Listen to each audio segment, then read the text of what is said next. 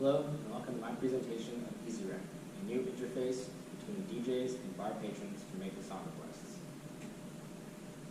The main problem that I'm trying to solve is requiring a physical interaction between a DJ and a bar patron. If this was abstracted to another layer, we could avoid any sort of physical and verbal altercations between DJs and bar patrons in a calm manner. On one side of this system will be the first agent, or the requester. This person knows what song they want, however, they do not know what the tempo of that song is. Additionally, they don't know what the tempo of the current music is, which are both very important for mixing two songs together. All that they know is that they want their song now.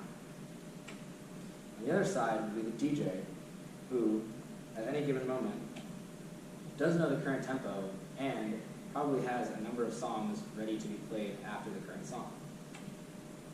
My solution is a two-piece interface, a two-part system, one for the client and one for the DJ, which allows them to exchange messages as well as other information about the music that is being played easily without having to be near each other by any means. First, I'd like to do a quick walkthrough for making a request on the client side. Here you can see that they've started an interaction with EasyReq, and as soon as they do that, they're given a prompt with a number of commands that they can use to get more information or to make a request. In our example, we will go through the process of making requests. So once they select request, they're given a prompt that asks for the song name, the artist name, and, if applicable, the name of the artist that remixed the song. Once the person provides this, as you can see in the third image, they're given an automatic reply that says your song request has been processed and we'll get back to you shortly. Of all the different possible commands that can be sent, the main ones that I would like to highlight on this slide is just info. It has very low cost. However, it has a high utility because it allows the user to find out the name of the current song as well as the current tempo.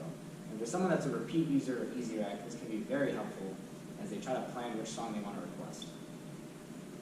On this slide, I'd like to talk about request information as well as the chat.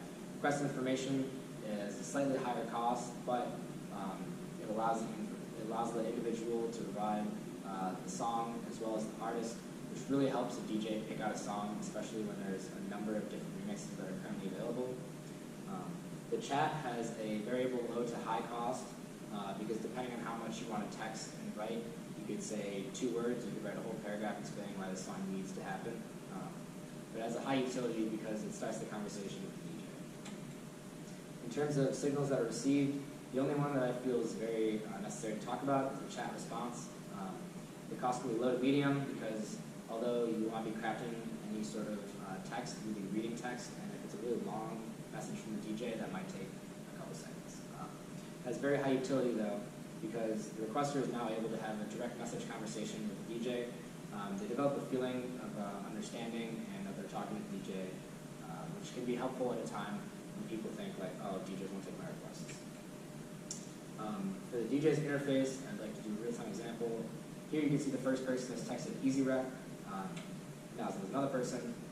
Finally, there's a third person. And in this slide, we have clicked on the top message within the stream, and it has taken all of the messages from that same number and placed them in the chat box on the right.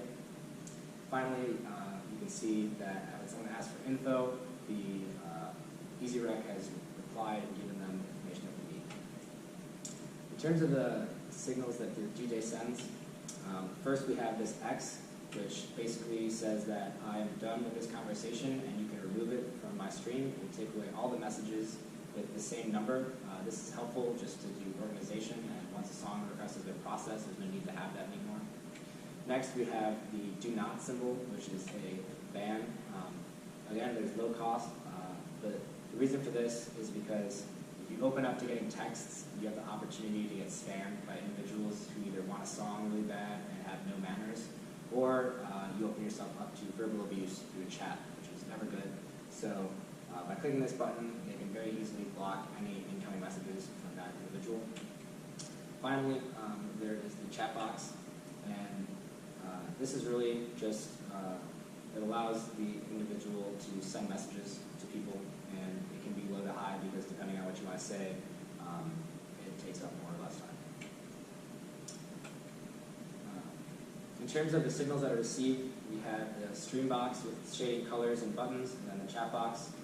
The stream box with the shading and the colors are designed to help the DJ mentally organize messages in the stream, and then the shading is there to connect an individual message to a conversation that currently exists. Chatbox has very low cost, however it gives a full perspective of the conversation and allows reviewing old conversations. So in the case of where you said yes to someone's request and then didn't play it, and they message you about it, you can go back and see that you actually did say yes, and then go along and play their song, or not play their song and say sorry, it's too late, whatever you want. In conclusion, I think that this system and software will be beneficial to both DJs and bar patrons because it provides additional information to the requester in an easy way, and it allows the DJ to manage his conversation and interaction with